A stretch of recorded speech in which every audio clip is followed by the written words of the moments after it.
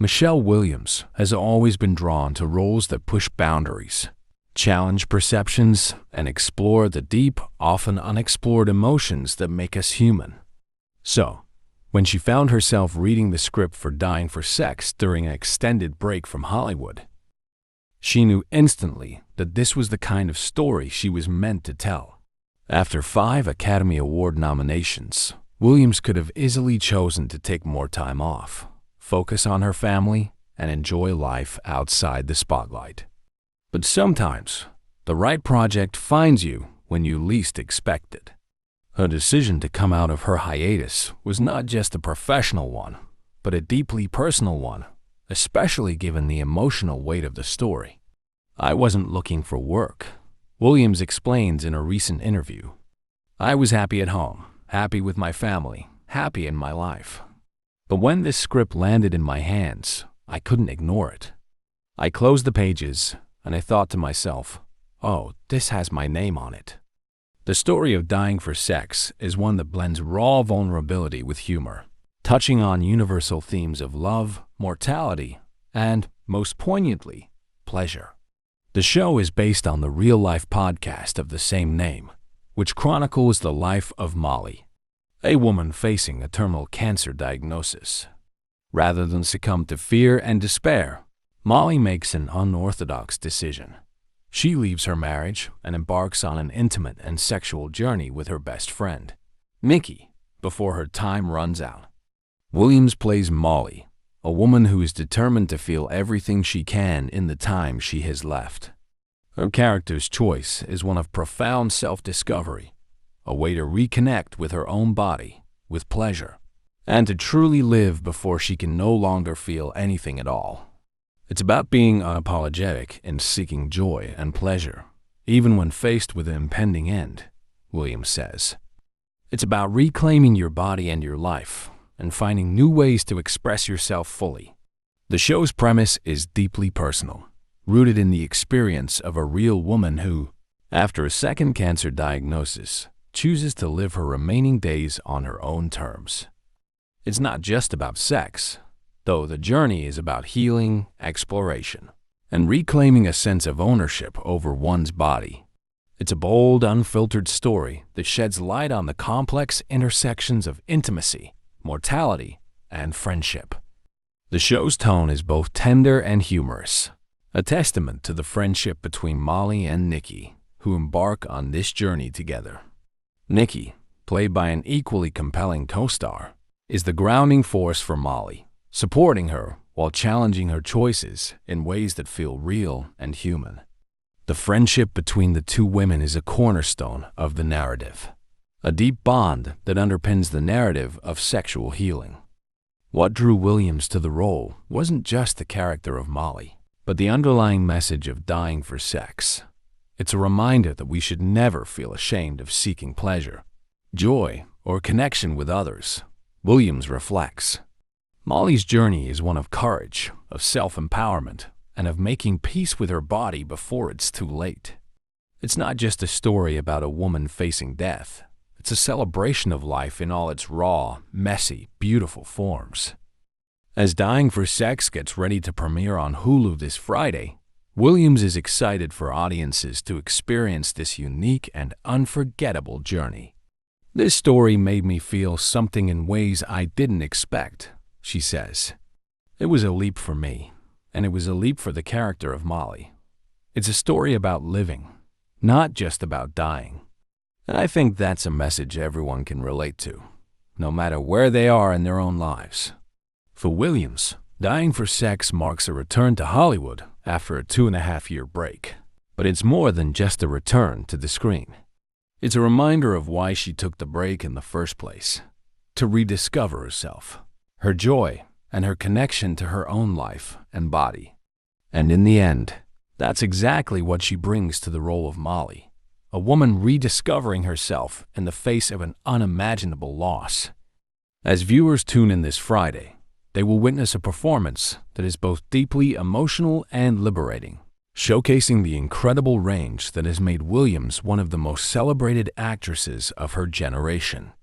And in the end, that's exactly what she brings to the role of Molly, a woman rediscovering herself in the face of an unimaginable loss. As viewers tune in this Friday, they will witness a performance that is both deeply emotional and liberating, showcasing the incredible range that has made Williams one of the most celebrated actresses of her generation. But more than that, Dying for Sex offers a reminder that even in the face of death, there is power in living fully and unapologetically. Michelle, it's clear that Dying for Sex is such a raw, vulnerable, and deeply human story. Did you feel a certain pressure stepping into such a profound role, knowing it's based on a real person's life? Oh, absolutely. I knew there was a lot of responsibility, especially because it's based on a real woman's experience. Her story isn't just hers. It's a reflection of so many people's struggles with mortality, relationships, and the complex relationship we have with our bodies. I had to approach it with immense care and respect, while also allowing myself to really live inside the character of Molly. It was important for me to make sure I wasn't just telling a story, but honoring her journey, and in a way, honoring all of the people who go through something similar. That's such an incredible approach. And in terms of the friendship between Molly and Nikki, what did you connect with most about their dynamic? It's clear that their bond is central to the show. Their friendship is everything. The way they communicate, the way they laugh, the way they challenge each other. It's all so real and messy, and I think that's what makes it so powerful. Nikki isn't just a supporting character for Molly's story. She's her anchor. She pushes Molly to go further, to be bolder, but she also knows when to pull back and allow her to just be. I think that's the beauty of their friendship. They hold space for each other, and that's something I think we all crave, whether it's with friends, family, or even with ourselves. It's beautiful to hear how deeply you connected with the relationship. As someone who has worked in Hollywood for so long, how did this role shift your perspective on acting or the stories you want to tell in the future? I think, honestly, it reminded me why I became an actor in the first place. To tell stories that matter. Stories that make people feel something, that challenge perceptions, and that, hopefully, spark a little bit of change in how we view ourselves and each other. Dying for Sex made me realize that I want to keep finding roles that push me, that make me examine life from different angles. I wanted to take on more stories that don't just entertain, but also open up conversations and give voice to experiences we might not always talk about, especially when it comes to joy, intimacy, and death. That's such a powerful way to look at your craft. And on the topic of intimacy, the show certainly doesn't shy away from exploring some pretty intense moments. Was it challenging to navigate those scenes, especially given the nature of the storyline? It was definitely a delicate balance. On one hand, I felt very liberated in exploring those moments because they were so integral to Molly's journey. But on the other hand, I knew that portraying something so intimate and personal required trust, not just with the director and my co-stars, but also with myself.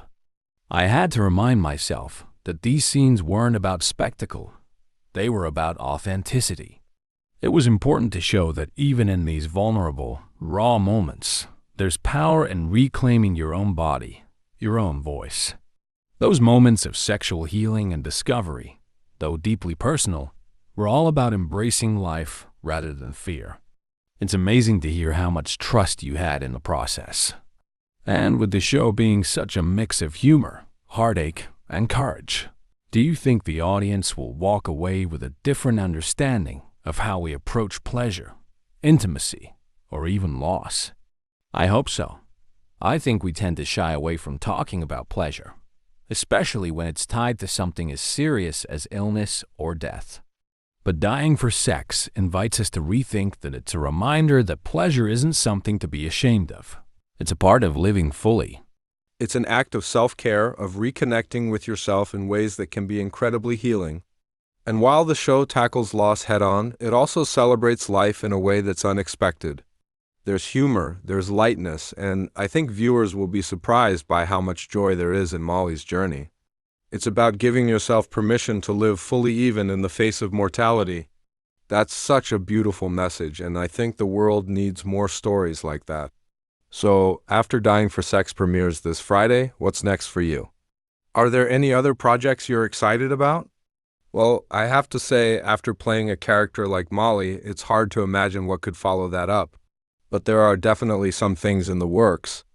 I think right now, I'm just looking for stories that feel bold, that feel brave, that have something to say. I want to keep exploring new dimensions of the human experience, whether it's through a role in film or something else. But for now, I'm just excited for people to see Dying for Sex and for the conversations it might spark. After all, it's not just Molly's story, it's all of our stories in some way. We can't wait to see the impact this show has. It sounds like it will touch a lot of hearts. Thank you so much for sharing your experience with us, Michelle. Thank you for having me. It's been a real joy to talk about it. I'm so proud of this project, and I can't wait for everyone to watch it and hopefully take something meaningful away from it.